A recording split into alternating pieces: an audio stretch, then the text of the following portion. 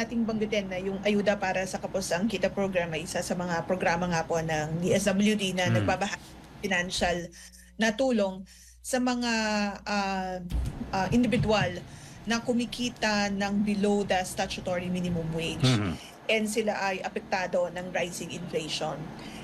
Actually, itong programa ito ay nagpo-provide ng social safety net nga po para ma-cushion yung effect ng inflation dito sa mga near poor na mga pamilya at individual.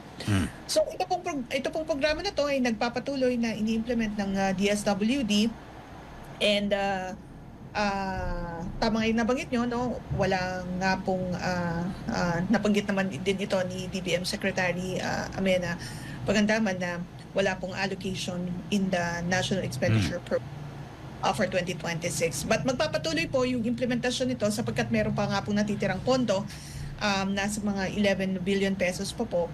And itiyakin naman natin na ito ay magagamit natin para sa mga pangangailangan ng mga kababayan po natin na nangangailangan